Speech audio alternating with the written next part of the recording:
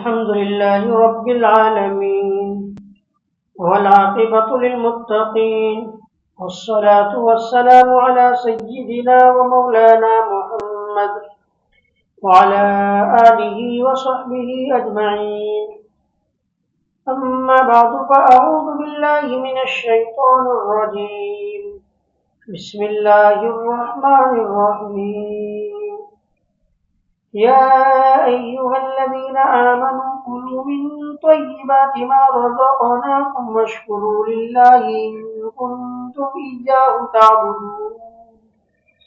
إنما حرم عليكم الميتة والدم ولحم الخنزير وما أهل به لغير الله ومن اضطر غير باغ ولا عاد فلا إثم عليه إن الله غفور رحيم. إن الذين يكتمون ما أنزل الله من الكتاب ويشترون به ثمنا قليلا أولئك ما يأكلون في بطونهم إلا النار ولا يكلمهم الله يوم القيامة ولا يزكيهم ولهم عذاب أليم. أولئك الذين اشتروا الضلالة بالهدى والعذاب بالمغفرة فما أصبرهم على النار ذلك بأن الله نزل الكتاب بالحق وإن الذين اختلفوا في الكتاب لفي شقاق بعيد. صدق اللہ العظیم. گزشتہ یہ بات چل رہی تھی اور اللہ تبارک و تعالیٰ نے فرمایا کہ ایمان والو تم کھاؤ ان پاکیزہ رزق میں سے جو ہم نے تمہیں دیا اور اللہ کا شکر ادا کرو اگر تم اور اس کی تم عبادت کرتے ہو. معلوم ہوا کہ حلال رزق حاصل کرنا اور جو اللہ تبارک و تعالیٰ تمہیں نعمت دے مال کی اس پر اللہ رب العزت کا کیا کرنا؟ شکر ادا کرنا. دو چیزیں کتابوں میں لکھا ہے کہ جس طرح حرام رزق کھانے سے اللہ تبارک و تعالیٰ اس کی عبادت کو قبول نہیں فرماتا، اللہ اس کی دعاؤں کو قبول نہیں فرماتا، اس کے برمخالف جو انسان حلال رزق حاصل کرے گا، پاکیزہ رزق حاصل کرے گا، اللہ تبارک و تعالیٰ اس کی دعاؤں کو قبول فرمائے گا، اللہ اسے عبادت میں دل لگائے گا. کیونکہ اللہ نے ایک جگہ فرمایا یا ایھا الرسل کلوا من الطیبات واعملوا صالحا، اے رسولو تم پاکیزہ حلال رزق کھاؤ اور نیک عمل کرو. معلوم ہوا کہ نیک عمل کرنے کا دل میں داعیہ اور جذبہ اس وقت پیدا ہوگا جب ہمارے پیٹ میں حلال رزق جائے گا. اگر پیٹ میں حرام رزق جائے گا کبھی عبادت کا دل نہیں لگے گا، لطف نہیں آئے گا. آج کل جو بہت سے لوگ یہ کہتے ہیں کہ صبح نماز کے لیے آنکھ نہیں کھلتی یا نماز پڑھنے کا جی نہیں لگتا، عبادت کا دل نہیں لگتا، اس کی اصل وجہ جو قرآن فرماتا ہے وہ یہ کہ اس کے پیٹ میں حلال کھانا نہیں جاتا، ورنہ یہ ہو ہی نہیں سکتا. حدیث میں ہے کہ جو حلال رزق حاصل کرے گا، حلال کھانا کھائے گا تو اللہ تبارک و تعالیٰ اس کے اعضاء و جوارح سے اچھے اعمال کو صادر فرمائے گا. معلوم ہوا کہ اگر ہم اور آپ چاہتے ہیں کہ ہمارے اعضاء سے اور ہمارے جوارح سے اچھے اعمال نکلے تو ضروری ہے کہ ہم کیا کریں؟ حلال پاکیزہ رزق حاصل کریں. آج کی دنیا بڑی عجیب ہے اور کبھی کبھی تو سوچنے پر ہم مجبور ہو جاتے ہیں. کبھی ایمان والے لا الہ الا اللہ محمد رسول اللہ صلی اللہ علیہ وسلم یہ کلمہ پڑھنے والے. تیسری بات ہم میں ہر ایک مسلمان ادنا سے ادنا مسلمان بھی نبی کریم صلی اللہ علیہ وسلم سے محبت کا دعویٰ کرنے والا، لیکن جہاں مال کا مسئلہ آتا ہے تو سب کچھ بازو پہ اور حرام رزق کی طرف مائل ہو جاتا ہے، مال کو بٹورنے کے لیے، مال کو حاصل کرنے کے لیے تھوڑا سا معمولی سا فائدہ ہوتا ہے، لیکن وہ اس طرف مائل ہو جائے گا۔ بڑا افسوس ہوتا ہے ان چیزوں کو سوچ کر، دیکھ کر، کہ جبکہ اللہ رب العزت حلال رزق کھانے کا حکم دے رہے اور حرام رزق سے اللہ تعالی ہمیں بچنے کا حکم دے رہے، لیکن مسلمان اللہ اور اللہ کے رسول صلی اللہ علیہ وسلم کی باتوں کی ذرہ برابر بھی پرواہ نہیں کرتا۔ سودی لین دین میں، رشوت خوری میں، دھوکہ بازی میں، جھوٹ بول کر مال کمانے میں، بہروں کا حق کھا کر مال حاصل کرنے میں، سب کچھ کر کے بیٹھ جاتا ہے، اور صرف کیوں؟ مال کی محبت۔ معلوم ہوتا ہے کہ اس کے دل کے اندر نہ اللہ کی محبت ہے، نہ اس کے دل کے اندر رسول اللہ صلی اللہ علیہ وسلم کی محبت ہے، بس اس کے دل میں محبت ہے تو مال مال مال۔ آگے اللہ تبارک و تعالیٰ نے حرام چیزوں کو بیان فرمایا ہے۔ کون سی چیز حرام ہے؟ انما حرم علیکم المیتہ، تم پر اللہ نے حرام کیا مردار جانور کو۔ مردار جانور حرام ہے۔ مردار سے مطلب یہ جو اپنی موت مرے، جس کو ذبح نہ کہتے، جیسے بکری ہے اپنی موت مر گئی تو مردار۔ جتنی بھی چیزیں کھانے کے لیے حلال ہیں وہ تمام حلال چیزیں بغیر ذبح کیے مر جائے، اپنی موت مرے، ٹکرا کر مرے، گر کر مرے، کسی اور طرح، تو یہ ساری کی ساری چیزوں کی بنیاد پر وہ حلال حرام ہو جائے گا، اور وہ مردار ہے، اور مردار حرام حلال نہیں ہو سکتا۔ صرف دو حدیث پاک میں ہے کہ ہمارے لیے دو مردار حلال ہے، اس کے علاوہ اور کوئی نہیں۔ ایک مچھلی، دریائی جانور، وہ حلال ہے۔ مچھلی اگر اپنی موت بھی مر گئی تب بھی کوئی رنجی بات نہیں۔ ہاں یہ لکھا ہے اگر سڑ گئی مچھلی اور سڑ کر پانی کے اوپر آ گئی تو حرام۔ اور ٹڈی کو بھی شریعت نے حلال قرار دیا ہے، اور وہ اگر مر جائے تب بھی کیا حلال ہے۔ یہ دو چیزیں ایسی ہیں جس پر ہمیں ذبح کرنے کی ضرورت نہیں ہے۔ اس پر بہت سارے مسائل لکھنے ہیں ہماری کتابوں میں، بھرے بھرے مسائل کتابوں کے اندر، کہ مردار کس سے مارا جاوے، کیسے مارا جاوے۔ آپ نے کسی نے گولی سے مارا کسی جانور، شکار کرنے جاتے لوگ، گولی ماری شکاری جانور کو، اس کو لگی گولی، اگر آپ کی گولی لگتے ہی مر گیا تو حرام، پر آپ وہاں تک پہنچ گئے اور اس کی سانس باقی ہے اور آپ نے بھی حلال کر دیا، ذبح کر دیا تو حلال۔ اور اسی طریقے سے کوئی ٹکرا کر مر گیا بھاگتے بھاگتے، حرام۔ اگر آپ پہنچ گئے اس کے مرنے سے پہلے اور آپ نے اس کو ذبح کر دیا تو حلال۔ معلوم ہوتا ہے کہ حلال اس وقت ہوگا جب اس کو کیا کیا جاوے، ذبح کیا جائے۔ ذبح کرنے کا مقصد کیا ہے؟ مطلب شریعت کتابوں میں لکھا ہے کہ اصل میں انسانوں کے، جانوروں کے اندر بھی دم سیلان ہوتا ہے، بہتا ہوا خون ہوتا ہے۔ تو ذبح کرو گے تو سارا اصل حرام جو خون آگے آئے گا، وہ دم، تو بہتا ہوا خون تو حرام ہے۔ تو اگر آپ نے ذبح نہیں کیا، اپنی موت بنائے تو خون کے اندر اندر کیا ہو جائے گا؟ خشک ہو جائے گا، تو بہتا ہوا خون اندر خشک ہو جائے گا، اس لیے حرام۔ اور اگر آپ نے اس کو ذبح کر دیا تو سارا خون جو بہتا ہوا ہے وہ رگوں سے کیا ہو جائے گا؟ باہر نکل جائے گا، اسے جانور کیا ہو جائے گا؟ حلال ہو جائے گا۔ وہ دم اور اسی طرح خون بھی، فرمایا دو خون جائز ہے، ایک جگر تلی اور ایک کلیجی، دو چیزیں جائز ہیں، دونوں خون ہے، کلیجی بھی خون ہے، تلی بھی خون ہے، یہ دو جائز ہے۔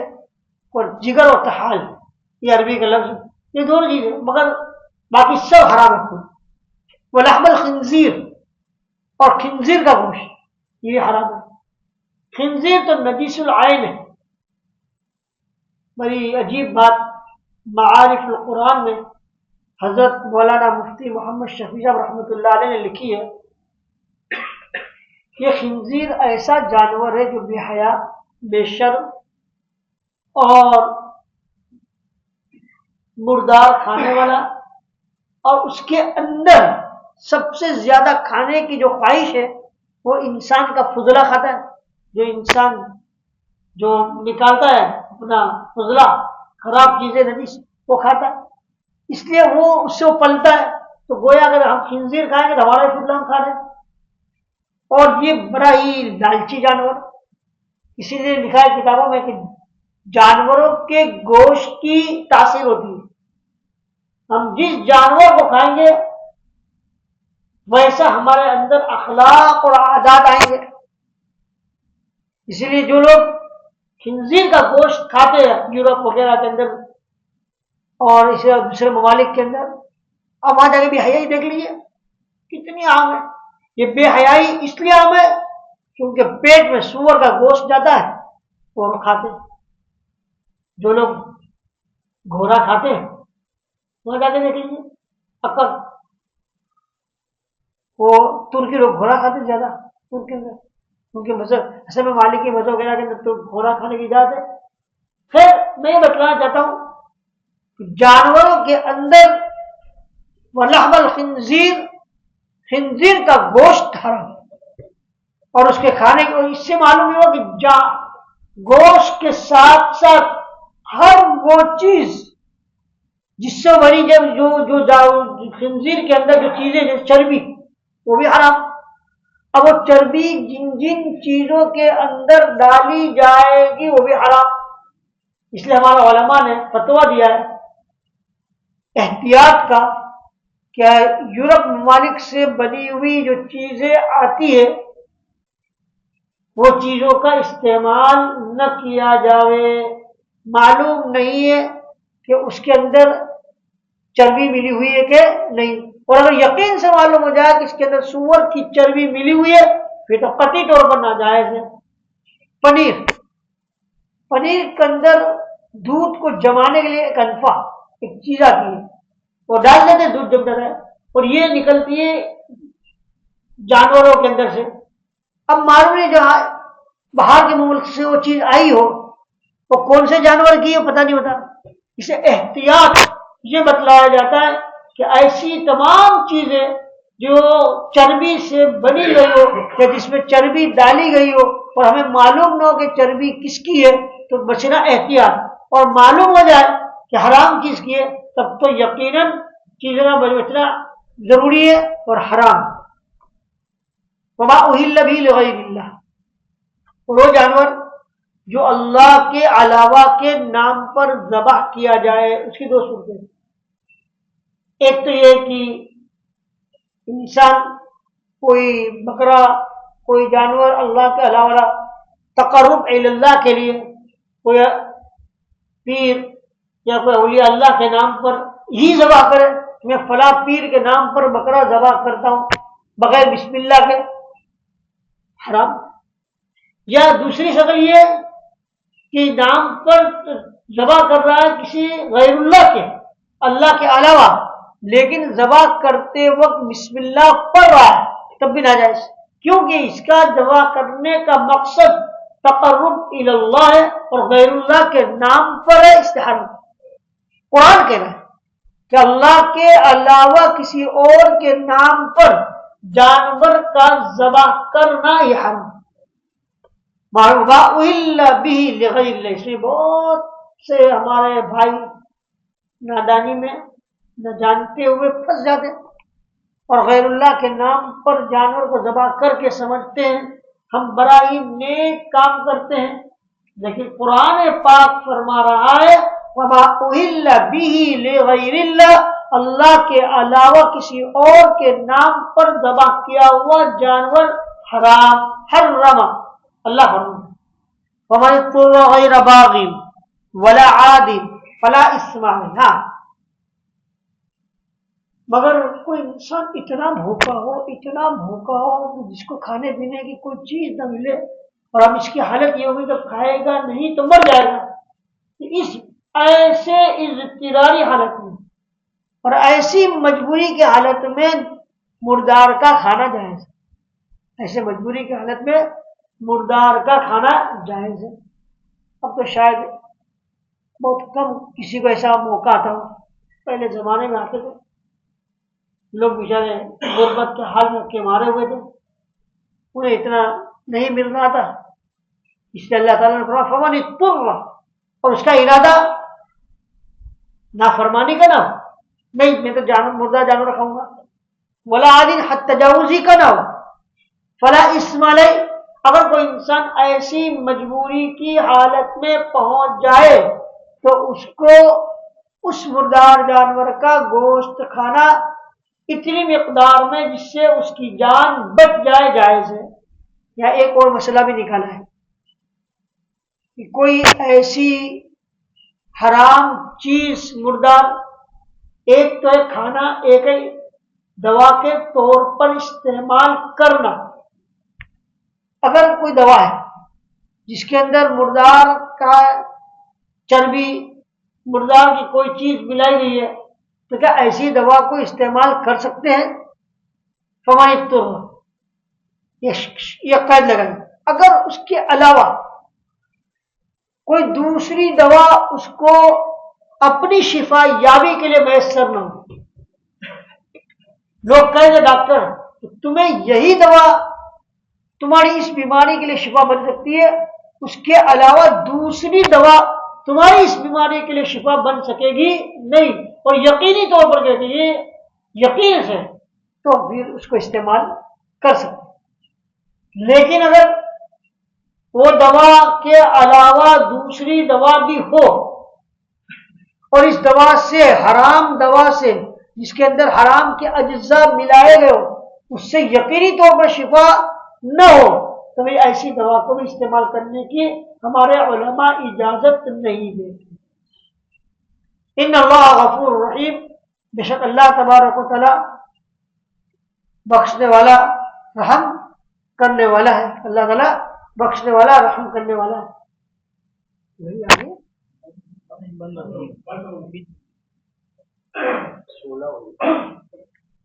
اللہ تبارک و تعالیٰ بخشنے والا رحم کرنے والا ہے.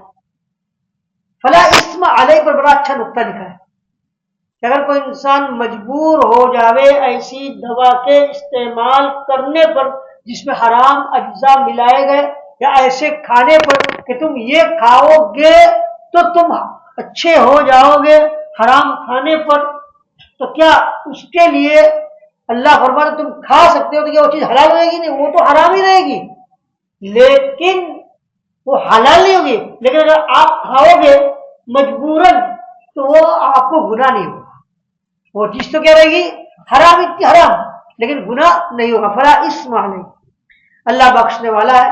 اگر ایسی بات پیش آ گئی اور کسی نے حرام چیز استعمال کر لی بطور بدرجہ مجبوری میں, تو اللہ بخشنے والا ہے, رحم کرنے والا ہے. آگے بڑی عجیب آیت کریمہ ہم علماء کرام کے لیے, اہل علم کے لیے, جاننے والوں کے لیے. ان الذین یکتمون ما انزل اللہ, بے شک وہ لوگ جو چھپاتے ہیں ان باتوں کو کتاب میں سے جس کو اللہ نے نازل کیا, اور اس کے ذریعے معمولی سی قیمت وصول کرتے ہیں. وہ لوگ اس قیمت کے ذریعے جو کچھ کھائیں گے اپنے پیٹوں کے اندر ڈالیں گے وہ آگ ہوگی. اللہ ان سے نہ بات کرے گا قیامت کے دن اور نہ ان کا تزکیہ کرے گا, ان کے لیے دردناک عذاب ہوگا.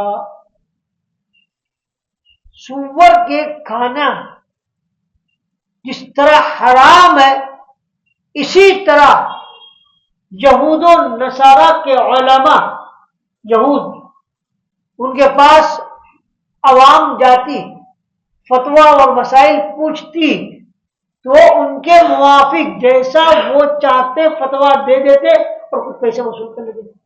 اور تم کیا چاہتے ہو؟ یہ لاؤ اتنی رقم دے دو, میں تمہارا نام آپ جیسا کہتے ہو اس کے مطابق فتویٰ لکھ دو, آپ جیسے کہتے ہو اس کے مطابق مسئلہ آپ کو لکھ دو.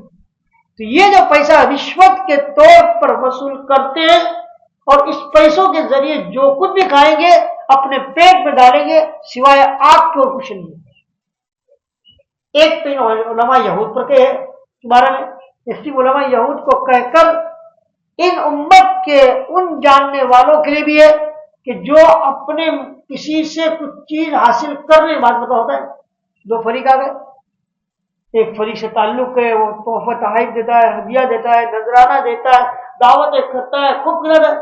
اور دوسرا فریق اس کا غیر ہے، یعنی تو میرا ایک اپنا انسان ہے، اس کی طرفداری میں مسئلہ لکھ دے، جواب لکھ دے صرف اس بنیاد پر کہ اس سے مجھے بہت کچھ مل رہا ہے، اور اگر میں اس کے خلاف لکھوں گا تو میرا سارا کیا ہو جائے گا؟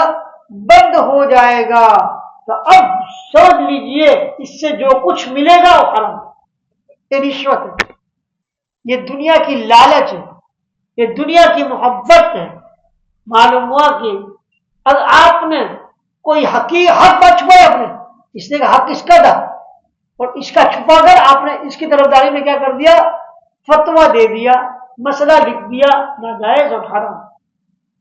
اس سے ایک بات یہ بھی لکھی، صرف یہ نہیں، ہر وہ چیز جو انسان رشوت لے گا، اس نے حدیث شریف کے اندر بہت زیادہ خطرناک گناہ رشوت پر ہے کہ تم کسی کا پاس سے مال لے کر اس کا کام غلط طریقے سے لو، اس کے پاس سے غلط طریقے سے وصول کرو تو اس کو بھی لگے گا. معلوم ہوا کہ اللہ تبارک و تعالیٰ نے بہت زیادہ سختی کے ساتھ ان لوگوں کو منع کیا ہے کہ جو لوگ حق بات کو کیا کرتے ہیں؟ چھپاتے ہیں. اور حق بات کا چھپانے کا مقصد کیا ہے؟ دنیا حاصل کرنا. میں یہ کہہ رہا ہوں اپنے ان تمام دوستوں کو، اصل بات کیا ہے، چاہے وہ کوئی رشوت لینے والا ہو، دھوکہ بازی سے کمانے والا ہو، غلط طریقے سے کمانے والا ہو، خیانت کر کے کمانے والا ہو، اور اس طریقے سے حق بات کو چھپا کر پیسے لے کر کمانے والا ہو، میں یقین سے یہ بات کہتا ہوں کہ یہ ہمارے یقین کی کمی ہے.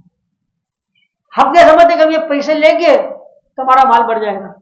حالانکہ کان کھول کر سن لیجیے، بخاری شریف کی روایت ہے کہ ہماری پیدائش سے بھی پہلے اللہ نے ہمارا رزق لکھ دیا ہے کہ تم اتنا ہی کھاؤ گے، اتنا ہی کھاؤ گے.